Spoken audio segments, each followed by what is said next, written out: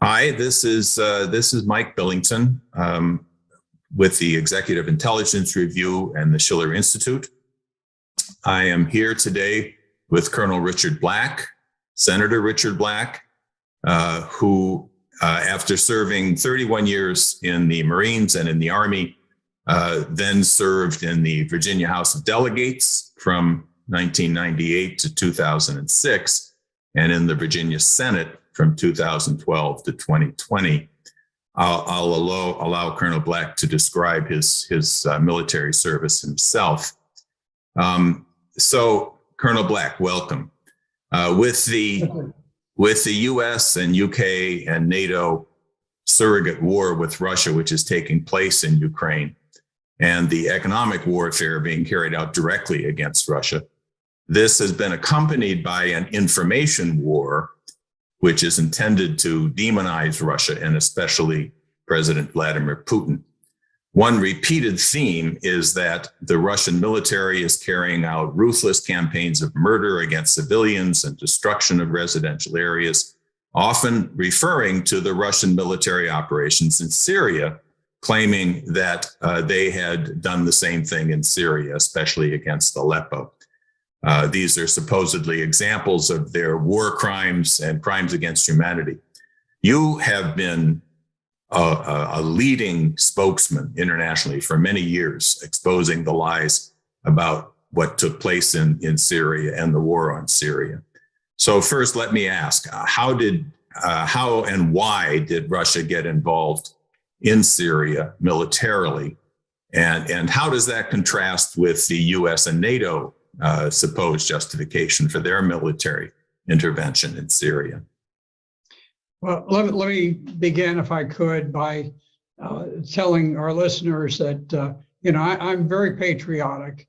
I volunteered to join the Marines, and I volunteered to go to Vietnam.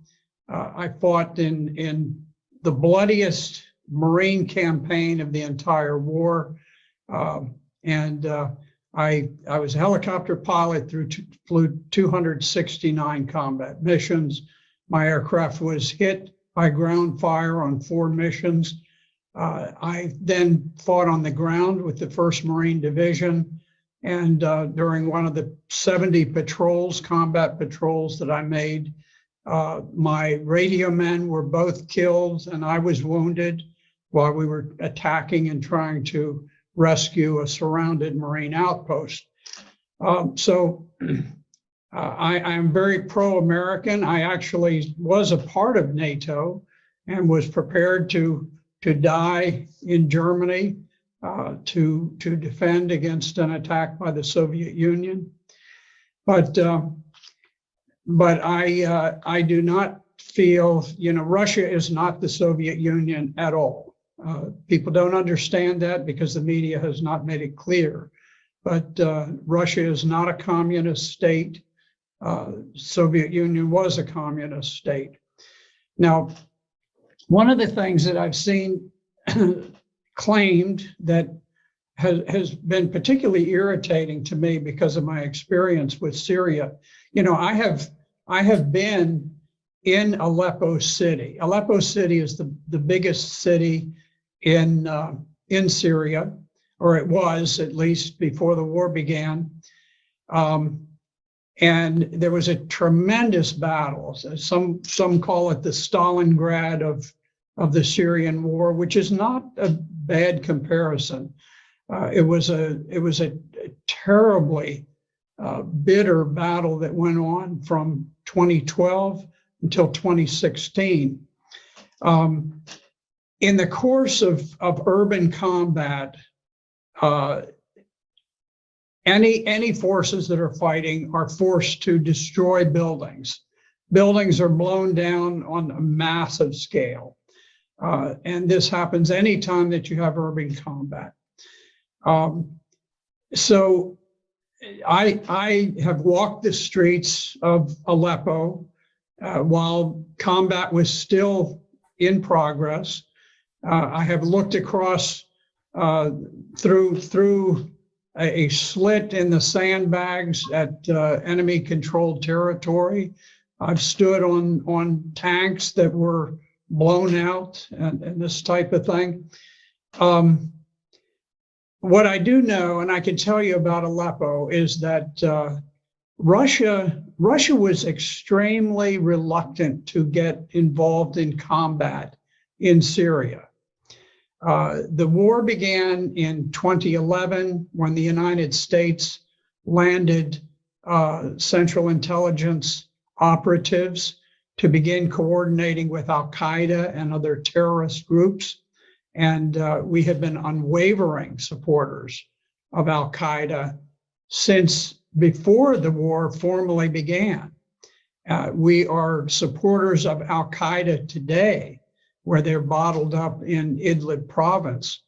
The CIA supplied them under secret Operation Timber Sycamore.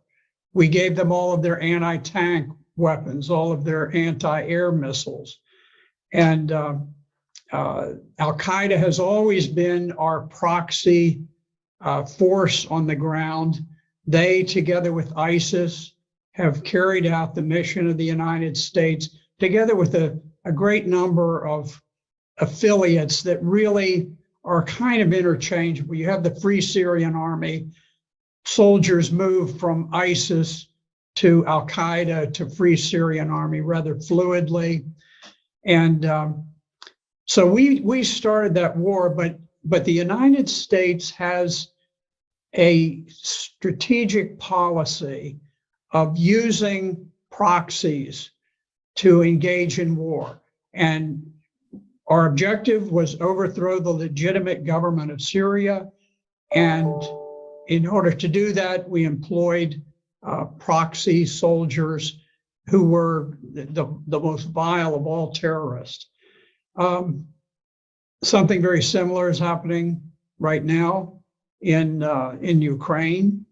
But going back to Aleppo, the Syrian army, together with Hezbollah, which was very effective, there were some troops that were organized by Iran also, but it was pretty much a Syrian show, certainly directed by Syrian generals. And they had fought this bitter urban combat, very brutal, very deadly. And they had fought it for 4 years before Russia ever joined the battle. So after 4 years, the city of Aleppo had enormous destruction. And at that point, the Russians, at the invitation of the legitimate government of Syria, entered the war. But unlike many of the media reports, they did not enter the war as a ground force. Now, they had some small ground forces. They had military police. They had a few artillery units, a few special operations people, and they had quite a number of advisors and that sort of thing. But they were not a significant ground force. On the other hand, they were a significant and very effective air force that supplemented the Syrian Air Force.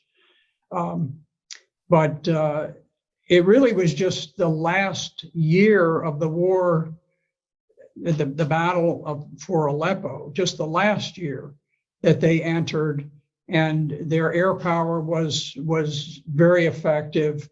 And by this time, the Syrians had pretty well worn down the terrorist forces, and the Russian assistance was able to tip the balance, and Aleppo was the grand victory of the entire Syrian war. But to blame the Russians for the massive destruction that took place within Aleppo, it's bizarre, because they were not there. They were not even present when this happened. So this is simply another part of the propaganda narrative, which is which has been very effective for the West, demonizing Russia and making claims that have no substance, but people don't remember the history of these things. They're rather complex. So no, Russia was not in any respect responsible for the massive destruction of the city of Aleppo. How would you contrast the methods of warfare followed by Russia as opposed to the U.S. and allied forces in Syria?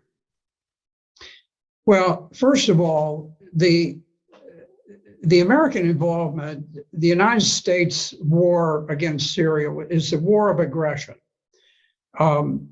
We put the Central Intelligence, it's a highly secretive CIA Special Activities Center. These are kind of the James Bond guys of the Central Intelligence Agency, total Machiavellian. They will do anything. It's no holds barred with these guys. We sent them in and we started the war in Syria. The war didn't exist until we sent the CIA to coordinate with Al-Qaeda elements. So we began the war, and we were not invited into Syria. In fact, the United States has seized two significant parts of Syria. One is a very major part. The Euphrates River bisects or doesn't bisect. It carves off about a third of the northern part of Syria. The United States invaded that portion. We actually put troops on the ground, illegal against any standard international law of war.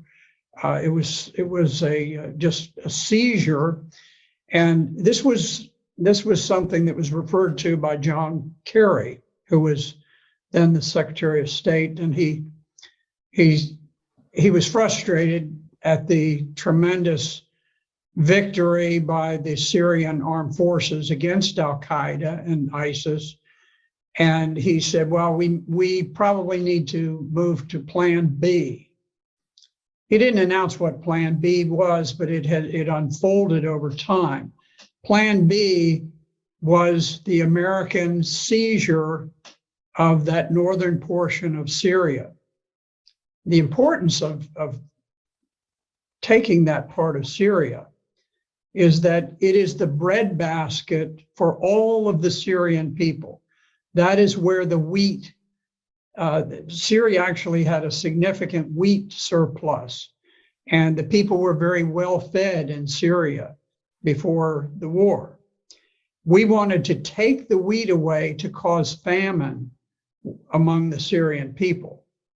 The other thing we were able to do is to seize the major part of the oil and natural gas fields. Those also were produced in that northern portion beyond the Euphrates River. And the idea was that by stealing the oil and the gas, we would be able to shut down the transportation system. And at the same time, during the Syrian winters, we could freeze to death the Syrian civilian population, which in many cases were living in rubble, where these terrorist armies with mechanized divisions had attacked and just totally destroyed these cities and left people just living in little pockets of rubble. We wanted to starve and we wanted to freeze to death the people of Syria, and that was Plan B. Now, we became frustrated at a certain point that somehow these Syrians, these darn Syrians, it's a tiny little country, and why are these people resilient? They're fighting against 2/3 of the entire military and industrial force of the world. How can a nation of 23 million people possibly withstand this for over a decade. And so we decided we had to take action or we were going to totally lose Syria. And so the US Congress imposed the Caesar sanctions. The Caesar sanctions were the most brutal sanctions ever imposed on any nation. I mean, during the Second World War, sanctions were not nearly as strict as they were on Syria. We weren't at war with Syria, and yet we had a naval blockade around the country. We devalued their currency through the SWIFT system for international payments, making it impossible for them to purchase medications. So you had Syrian women who would contract breast cancer, just like we have here in this country. But instead of here in this country, where breast cancer has become relatively treatable, we cut off the medical supplies so that the women in Syria would die of breast cancer because they could not get the medications because we slammed their dollars through the SWIFT system. One of the last things that we did, and the evidence is vague on it, but there was a mysterious explosion in the harbor in Lebanon, and it was a massive explosion of a shipload of ammonium nitrate fertilizer. It killed hundreds of Lebanese people. It wounded thousands and thousands, destroyed the economy of Lebanon, and most importantly, it destroyed the banking system of Lebanon, which was one of the few lifelines remaining to Syria. I don't think that explosion was accidental. I think it was orchestrated, and I suspect that the Central Intelligence Agency was aware of the nation that carried out that action to destroy Beirut Harbor. But throughout, you see this Machiavellian approach where we use unlimited force and violence, and at the same time, we control the global media to where we erase all discussions of what's truly happening. So to the man, the woman in the street, they think things are fine. Everything is being done for altruistic reasons, but it's not.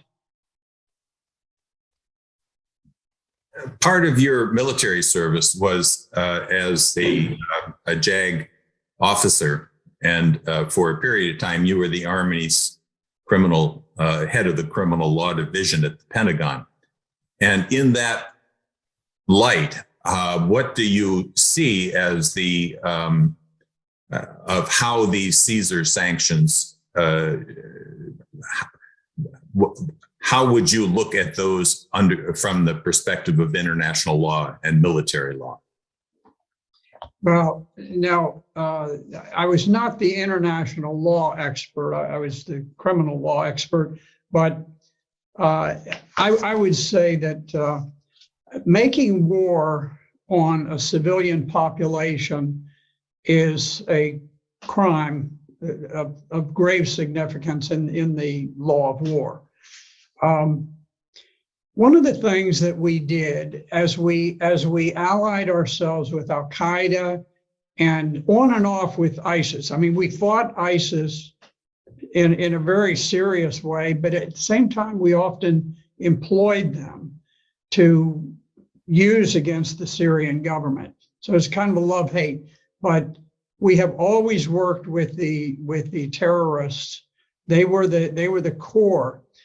One of the policies that was followed was that under this extreme version of Islam, this Wahhabism, there was this notion that you possess a woman that you seize with your strong right arm in battle. This goes back to the 7th century. And so we facilitated the movement of Islamic terrorists from 100 countries. And they came and they joined ISIS, they joined Al Qaeda, they joined the Free Syrian Army, all of these different ones. And one of the things that they knew when they arrived is that they were lawfully entitled to murder the husbands. I'm not talking about military people, I'm talking about civilian. They could murder the husbands, they could kill them, and then they could possess and own their wives and their children. And they did it in vast numbers. And so there was a campaign of rape. It was an organized campaign of rape across the nation of Syria. And there actually were slave markets that arose in certain of these rebel areas where they actually had price lists of the different women. And interestingly, the highest prices went to the youngest children because there were a great number of pedophiles, and the pedophiles wanted to possess small children because under the laws that were applied, they were permitted to rape these children repeatedly. They're able to rape the widows of the slain soldiers or the slain civilians and possess them and buy them and sell them among themselves. This went on. I'm not saying that the CIA created this policy, but they understood that it was a widespread policy and they condoned it. They never criticized it in any way. This was so bad that I spoke with President Assad, who shared with me that they were in the process when I visited in 2016. I was in a number of battle zones and in the capital, and I met with the president, and he said that at that time they were working on legislation in the parliament to change the law of citizenship. They had always followed the Islamic law, which was that a child's citizenship derived from the father. But there were so many tens, hundreds of thousands of Syrian women impregnated by these terrorists who were imported into Syria that it was necessary to change the law so that they would have Syrian citizenship and they wouldn't have to be returned to their ISIS father in Saudi Arabia or in Tunisia. They could be retained in Syria. And I checked later, and that law was passed and was implemented. But it just shows the utter cruelty. When we fight these wars, we have no limits on the cruelty and the inhumanity that we're prepared to impose on the people, making them suffer so that somehow that will translate into overthrowing the government and perhaps taking their oil, taking their resources. Clearly the policy against Russia today by the current administration. Yes. You know, Russia is perhaps more blessed with natural resources than any other nation on earth. They are a major producer of grain, of oil, of aluminum, of fertilizers, of an immense number of things that tie into the whole global economy. And no doubt there are people who look at this and say, you know, if we could somehow break up Russia itself, there will be fortunes made to where trillionaires will be made by the dozens. And there's some attraction to that. Certainly, you've seen some of this taking place already with foreign interests taking over Ukraine and taking their vast resources. But we began a drive towards Russia almost immediately after the Soviet Union dissolved in 1991. The Soviet Union dissolved, the Warsaw Pact dissolved, and unfortunately, one of the great tragedies of history is that we failed to dissolve NATO. The sole purpose of NATO was to defend against the Soviet Union. The Soviet Union no longer existed. NATO went toe-to-toe with the Warsaw Pact. The Warsaw Pact was gone. It no longer existed. There was no purpose in NATO continuing to exist. However, we retained it, and it could not exist unless it had an enemy. Russia was desperate to become part of the West. I met with the head of Gazprom, the largest corporation in Russia. And this was shortly after the demise of the Soviet Union.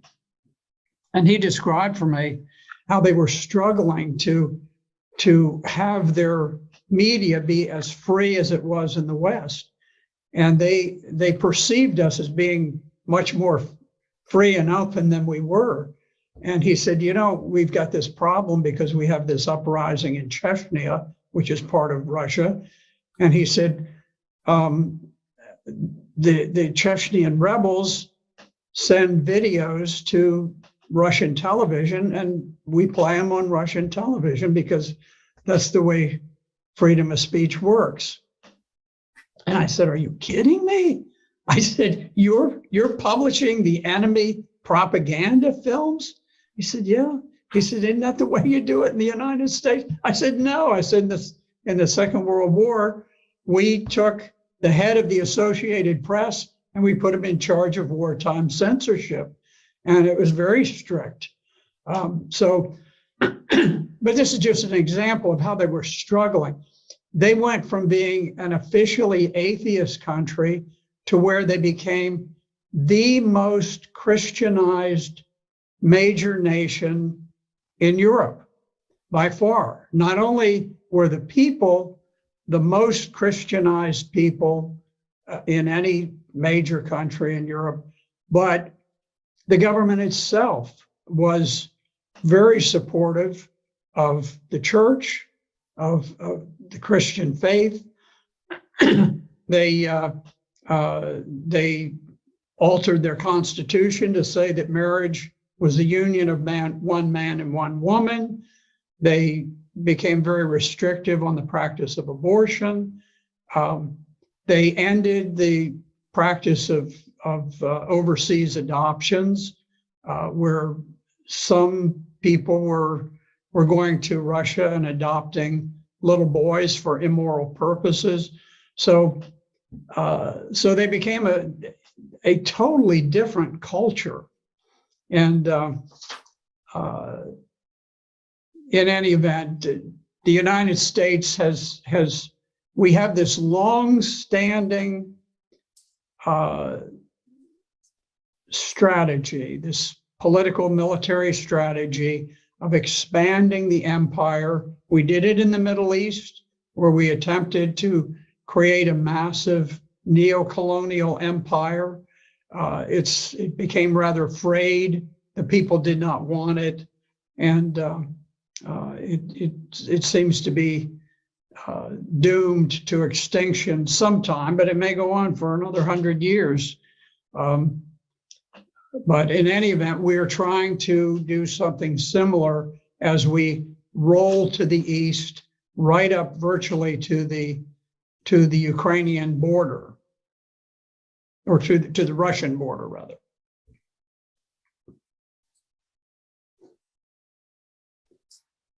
So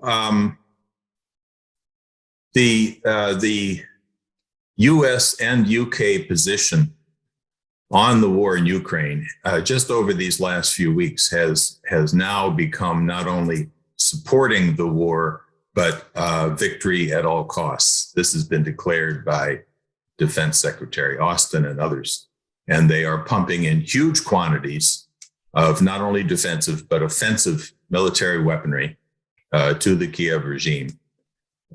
What do you see as the consequence of this policy?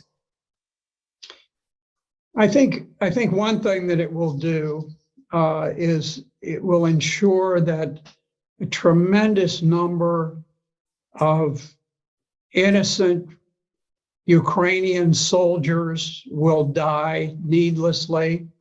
A lot of Russian soldiers will die needlessly. These are kids. You know, kids go off to war. I went off to war as a kid. You think your country, right or wrong, everything they're doing is fine. It breaks my heart when I look at the faces of young Russian boys who have been gunned down, in some cases very criminally, by Ukrainian forces. And likewise, I see Ukrainian young men who are being slaughtered on the battlefield. We don't care. The United States and NATO, we do not care how many Ukrainians die. Not civilians, not women, not children, not soldiers. We do not care. It's become a great football game. We've got our team, they've got our team, rah, rah. We want to get the biggest score and run it up.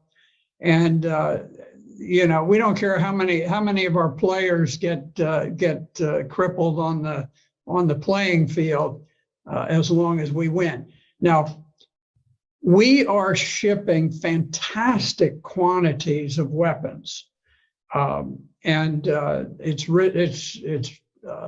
caused the stock of Raytheon, which creates missiles, and Northrop Grumman, which creates aircraft and so forth, and missiles.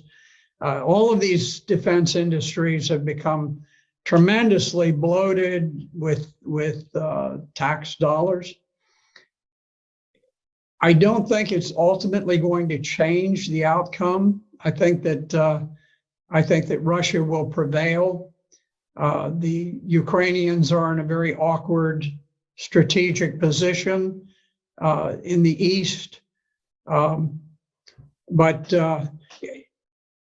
if you look at the way that this unfolded,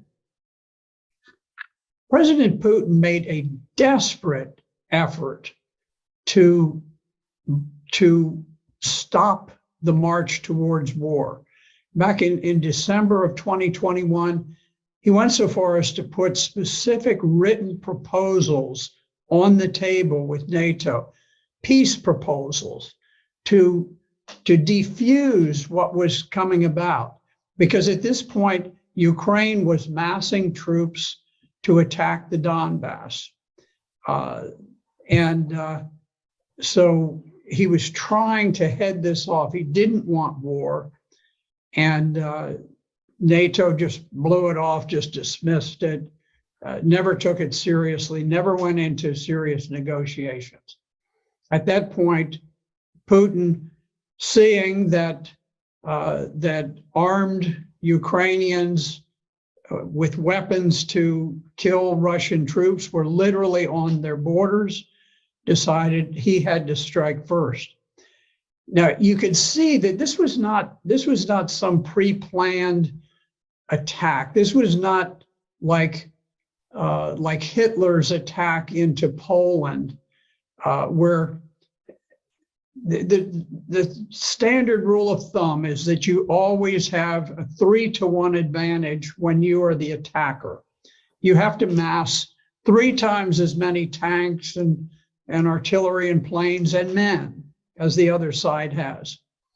In fact, when Russia went in, they went in sort of with what they had, what they could cobble together on short notice, and they were outnumbered by the Ukrainian forces. The Ukrainian forces had about 250,000.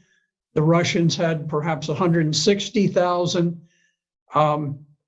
So instead of having 3 times as many, they actually had fewer troops than the Ukrainians, but they were forced to attack to try to preempt the battle that was looming, where the Ukrainians had massed these forces against the Donbass. Now, the Donbass is adjacent to Russia. It is a portion of Ukraine that did not join with the revolutionary government that conducted the coup in 2014 and overthrew the government of Ukraine. They refused to become a part of the new revolutionary government of Ukraine. And so they declared their independence. And Ukraine had massed this enormous army to attack against the Donbass. And so Russia was forced to go in to preempt that planned attack by Ukraine. And you could see that Russia very much hoped that they could conduct this special operation without unduly causing casualties for the Ukrainians, because they think of the Ukrainians, or at least they did think of the Ukrainians as brother Slavs, that they wanted to have good relations. But there was a famous picture with a Russian tank that had been stopped by a gathering of maybe 40 civilians who just walked out in the road and blocked the road, and the tank stopped. I can tell you, in Vietnam, if we had had a bunch of people who stood in the way of an American tank going through, that tank would not have slowed down in the slightest. It wouldn't have honked a horn. It wouldn't have done anything. Wouldn't have fired a warning shot. It would have just gone on. And I think that's more typical. I'm not criticizing the Americans. I was there and I was fighting, and I probably would have driven the tank straight through myself. But what I'm saying is that the rules of engagement for the Russians were very, very cautious.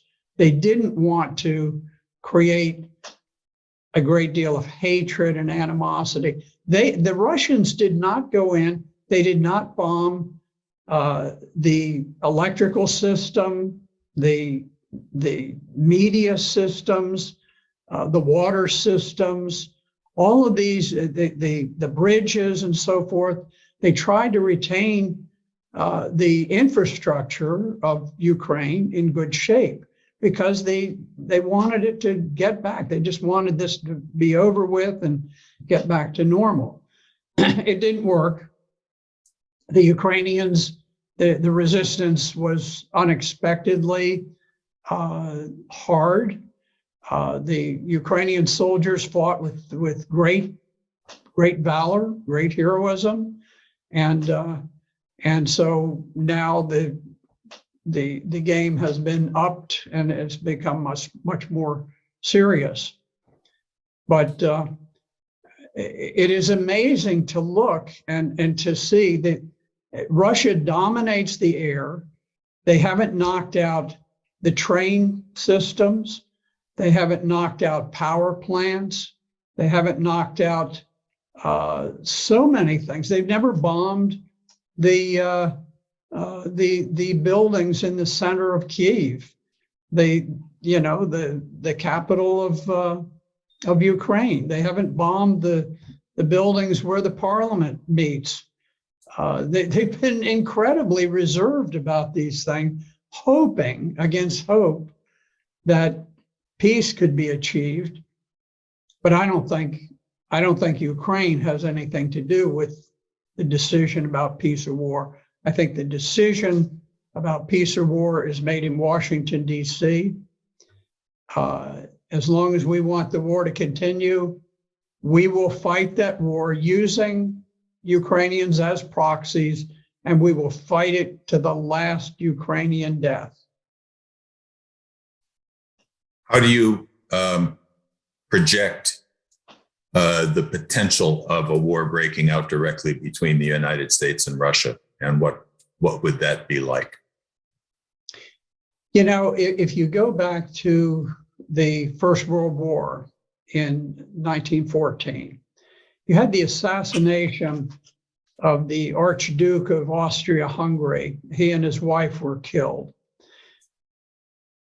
As a result of those two people being killed, you had a domino effect of all of these alliances and anger and media hysteria. And before it was over, I think it was 14 million people had been killed. It's always hard to get true numbers, but anyway, it was an enormous number of millions of people who died as a result of that. We need to recognize the risk of playing these games of chicken, where, for example, the Turkish armed forces, or the Turkish media, just published an article saying that they're at Mariupol, where there was a great siege that the Russians ultimately won. The one area they haven't taken over is this tremendous steel plant. There are a lot of Ukrainian soldiers who are holed up there. And now it has come to light that apparently there are 50 French senior officers who are trapped in that steel plant along with the Ukrainians. The French soldiers have been on the ground fighting, directing the battle, and this was kept under wraps, ultra secret, because of the French elections that just occurred. Had the French people known that there were a large number of French officers trapped and probably going to die in that steel plant, the elections would have gone the other way. Marine Le Pen would have won. And so it was very important that for the entire deep state that it not come to light that these French officers were there. We know that there are NATO officers who are present on the ground in Ukraine as advisors and so forth. We run the risk. Now, my guess is, and this is a guess, I could be wrong, but the flagship of the Russian Black Sea Fleet, the Moskva, was sunk as a result of being struck by anti-ship missiles. My guess is that those missiles, I think there's a good chance they were fired by the French. Now I could be wrong, but those missiles are so ultra sensitive and so dangerous to our ships that I don't think that NATO would trust the missiles to Ukrainians or to anybody else. I think they have to be maintained under NATO control and operation. So I think that it was probably NATO forces that actually sunk the Moskva. And you can see we're taking these very reckless actions. And each time we sort of up the ante. We have two Republican, I happen to be Republican, but two Republican US senators who have said that, well, we might just need to use nuclear weapons against Russia. That is insane. I think it's important that people begin to discuss what a thermonuclear war would mean. Now, we need to understand, we think, oh, well, we're big and we're bad and we have all this stuff. Russia is roughly comparable to the United States in nuclear power. They have hypersonic missiles. that we do not have, that can absolutely evade any detection, any timely detection, and they can fire missiles from Russia and reach San Francisco, Los Angeles, Chicago, Detroit, Baltimore, Washington, D.C., New York City. And if you think about just Virginia, where I happen to live, if there were a nuclear war, and keep in mind, they also have a very large and effective fleet of nuclear submarines that lie off the coasts of the United States. They have a great number of nuclear tipped missiles, and they can evade any defenses we have. So just in Virginia, if you look at it, all of Northern Virginia would be essentially annihilated. There would hardly be any human life remaining in Loudoun County, Prince William County, Fairfax County, Arlington, Alexandria. The Pentagon lies in Arlington County. The Pentagon would simply be a glowing mass of molten sand. There would be no human life there, and there would be no human life for many miles around it. Just across the Potomac, the nation's capital, there would be no life remaining in the nation's capital. The Capitol building would disappear forever. All of the monuments, all of these glorious things, nothing would remain. If you go to the coast of Virginia, you have the Norfolk Naval Shipyard. You have the Port of Norfolk. You have the greatest accumulation of naval power on the face of the earth. This is where we park all of our aircraft carriers, our nuclear submarines, all of those things. There would be nothing remaining. There would be nothing remaining of any of those shipping industries there. And you can carry this on. You talk about New York City. Probably New York City itself, not only would everybody be killed, but it would probably be impossible for people to inhabit New York City for hundreds of years afterwards. That not only would it cease to be a place of vibrant human life, but probably going out for, maybe half a millennium, it would not recover any sort of civilization. We need to understand the gravity of what we're doing. Perhaps if it were a matter of life and death for the United States, what happens in Ukraine, that would be one thing.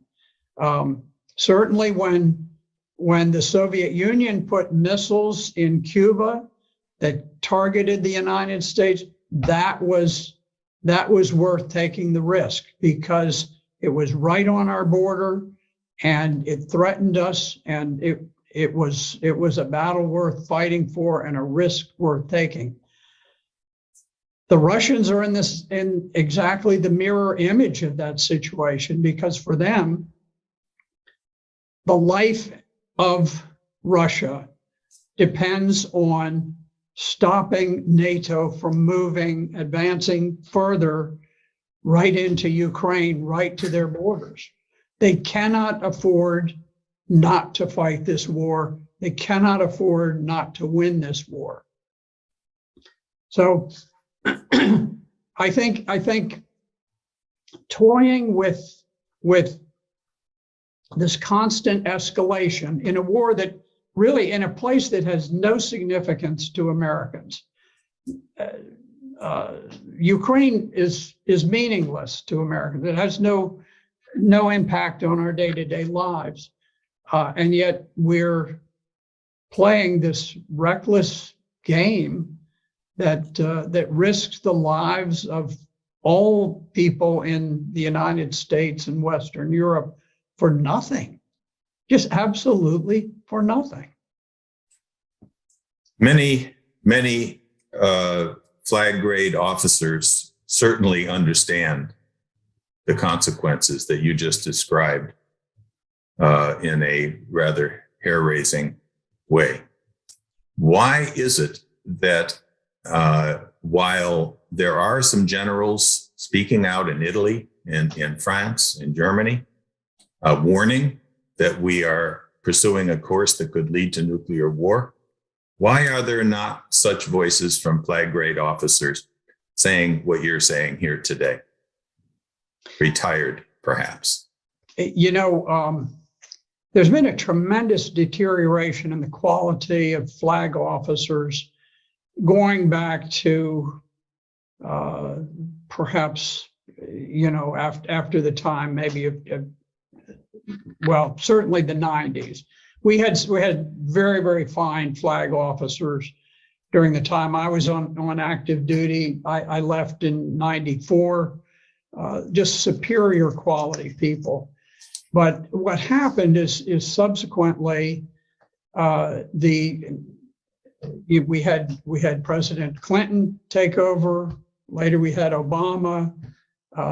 We've got Biden now, and they apply a very strict political screen to their military officers, and we now have yes men. These are not people whose principal devotion is to the United States and its people. Their principal devotion is to their careers and their ability to network with other military officers upon retirement. There is a very strong network that can place military generals into think tanks where they promote war, into organizations like Raytheon and Northrop Grumman and all of these defense operations where they can get on boards and things like that. And so there's quite a personal price that you pay for saying, hey, stop, you know, war is not in the interests of the American people. If we had a better quality of individual, we would have people with the courage who would say, I don't care what it costs me personally. But it is very difficult to get into the senior ranks if you are an individual guided by principle and patriotism and devotion to the people of this nation. That's just not how it works. And at some point, we need a president who will go in and shake the tree and bring a lot of these people falling down from it, because they're dangerous. They're very dangerous to America. Helga Zepp-LaRouche and the Schiller Institute have a petition, and we held a conference on April 9th on the same theme, being that the only way to really stop this descent into hell and into potential nuclear holocaust is for a new Peace of Westphalia. In this case, an international conference to secure a new security architecture and a new development architecture, the right to development for all countries. And like the Peace of Westphalia, one in which all sides sit down together, recognize their interests, their sovereign interests, as including the sovereign interests of the others, and forgiving all past crimes. Anything short of that is going to keep this division of the world into warring blocs. Just like I asked, what's keeping the generals from speaking out? Why and what will it take to get Americans to recognize that we can and must sit down with Russians and with Chinese and with all other nations and establish a true, a just world based on the dignity of man and the right to development and security? I think, unfortunately, there's going to have to be enormous pain to drive that, just as there was with the Peace of Westphalia. A nuclear war would do it. An economic cataclysm of unprecedented proportions resulting from the unbridled printing of money that we've engaged in over the last 20 years. There are things that could bring it about. But at this point, the media has been so totally censored and so biased that the American people really don't have a perception of the need for anything of that sort. It's going to be difficult. You know, here's something that's interesting that has happened. Here in this country, you would think the entire world is against Russia. It's not. In fact, there are major countries of the world that lean towards Russia in this war, starting with China, but then Brazil. You've got South Africa, Saudi Arabia, a wide array of countries, tremendous India is tremendously supportive of Russia. And so the idea that somehow we have this enormously just cause, it doesn't strike a great deal of the world that it is just. And much of the world does not accept the latest propaganda about war crimes. This thing about Bucha, that's probably the most prominent of all the war crimes discussions. And what was Bucha? There was a film taken of a vehicle driving down the road in Bucha, which had been recaptured from the Russians. And every 100 feet or so, there was some person with his hands zip tied behind his back, and he'd been killed. This was discovered. It was not announced until 4 days after the Ukrainians had retaken Bucha. Now, we knew almost nothing about it. We actually didn't even have proof that people had been killed, but assuming they had, we didn't know where they had been killed. We did not know who they were. We did not know who killed them. We did not know why they were killed. No one could provide an adequate motive for the Russians to have killed them. The Russians held Bucha for a month. If they were going to kill them, why didn't they kill them during that month? And if you were going to slaughter a bunch of people, wouldn't they all be in one place, and wouldn't you gun them all down there? Why would they be distributed along a roadside, a mile along the way? It makes no sense. What we do know is that 4 days after, the mayor of Bucha joyously announced that the city was liberated. 4 days after, the Ukrainian army had moved in, and their special, their propaganda arm of the Ukrainian military were there. All of a sudden, there were these dead people on the road. How come they weren't there when the Russians were there? How come they only appeared after the Russians were gone?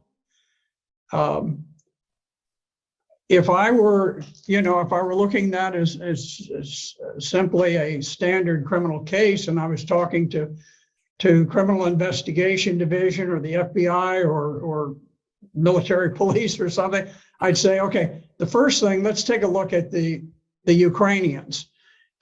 My guess would be, and you start with a hunch when you're investigating a crime. My hunch is that the Ukrainians killed off these people after they moved in and after they looked around and said, okay, who who was friendly towards the Russian troops while the Russians were here? We're gonna execute them. That would be my guess, because I don't see any motive for the Russians to have just sort of killed a few people on their way out of town. So you have and nobody questions these because the corporate media is so monolithic. We know for a fact from the mouth of the head of a Ukrainian hospital, the guy who ran the hospital, he boasted that he had given strict orders to all of his doctors that when wounded Russian POWs, when casualties were brought in, they were to be castrated.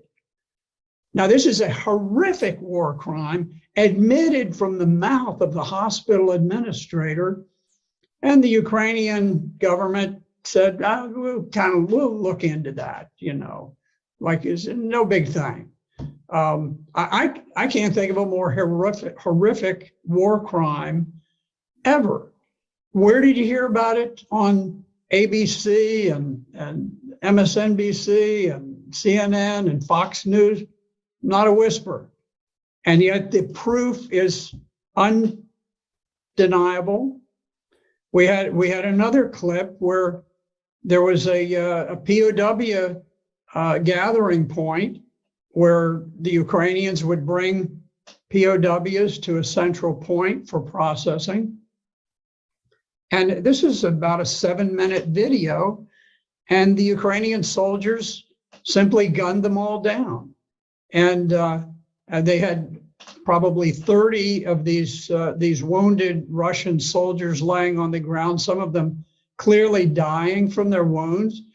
Some of them, they put plastic bags over their head. Now, these are guys who are laying there, sometimes fatally wounded, with their hands zip tied behind their backs, and they've got plastic bags over their heads so that making it difficult to breathe. And because they can't raise their hands, they can't take the bags off so that they can breathe. And then at the end of the video, the Ukrainians bring in a van, and there are 3 unwounded Russian POWs, and without the slightest thought or hesitation, as the 3 come off and their hands are bound behind their backs, they gun down 2 of them right on camera, and they fall over, and the 3rd one gets on his knees and begs that they won't hurt him, and then they gun him down. And these are crimes, and these were not refuted by the Russian or by the Ukrainian government, but you'd never even know that they occurred.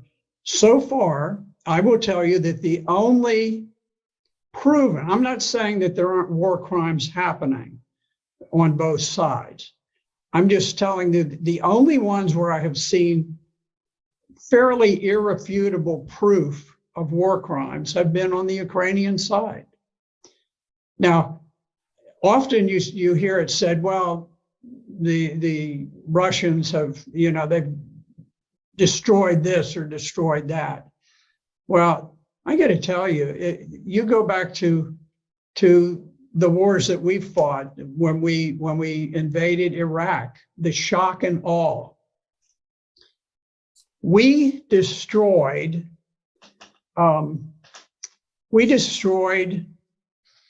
virtually everything in Iraq, everything of significance. We bombed military and civilian targets without much discrimination. The coalition flew 100,000 sorties in 42 days. You compare that to the Russians, who have only flown 8,000 sorties in about the same period of time. 100,000 American bombs versus 8,000, not bombs, but sorties of bombs. 100,000 versus 8,000 in about the same time. And I think the Russians have tended to be more selective, whereas we went out, the shock and awe, the philosophy of shock and awe is that you destroy everything that is needed to sustain human life and for a city to function. You knock out the water supply, the electrical supply, the heat, the oil, the gasoline, so that you knock out all of the major bridges, and then you just continue and you just destroy everything. So it's really ironic that, and keep in mind, Iraq is a relatively small country. Ukraine is a huge country. 100,000 sorties in 42 days, 8,000 sorties in about the same time. A tremendous difference in violence between what we did in Iraq and what they have done in Ukraine. So there's simply no credibility when you actually get down to the facts and you look at the way that the war has been conducted. Well, Senator Black, Colonel Black, I think the way you have described the horror that's already taking place, and considering that we can't wait for a nuclear war to provoke a new peace of Westphalia, and I would suggest that what you've described is already horrific enough. And when combined with the hyperinflationary breakdown now sweeping the Western world, which everybody is being affected, we believe that we have to take that as the adequate horror and recognition of a descent into a dark age to motivate citizens in Europe and the United States.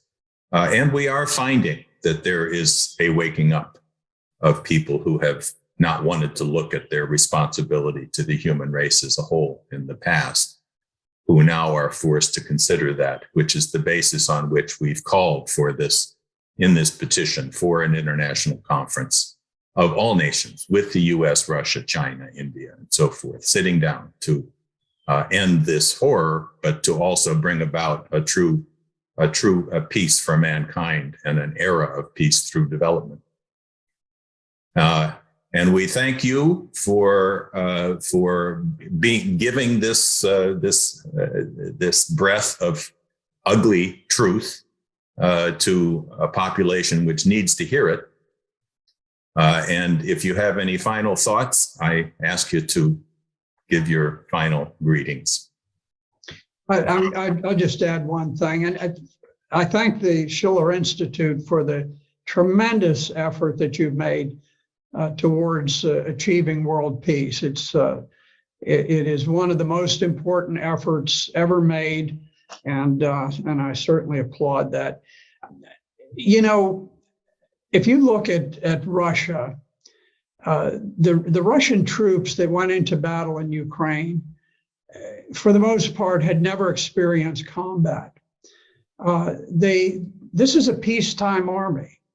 Russia doesn't fight overseas wars. Syria is the only significant overseas engagement that they have had. You compare that with the United States, where, literally speaking, if a soldier retires today after a 30-year career in the military, he will not have served a single day when the United States was at peace. Kind of an amazing thing. And you contrast that with the Russian military, where, with few exceptions, the country has been at peace. So we really need to start thinking about peace and about the limits of warfare, and this idea that somehow we need this zero-sum game where we take from you and that enhances us. We're in a world where everyone can gain and prosper by peace. And but I'm concerned that the hyperinflation may be the wake-up call that jolts the world into a recognition that we must have a new paradigm for the future. And I think the Peace of Westphalia at that point might become a possibility. So I thank you again for the opportunity to be here. And, there's always hope, and I think there'll be good things in the future with the blessings of God. And thank you very much from Schiller Institute, the Larrouche organization, and EIR. We'll get this posted as quickly as we possibly can because it's going to have a tremendous impact. Thank you. Thank you very much.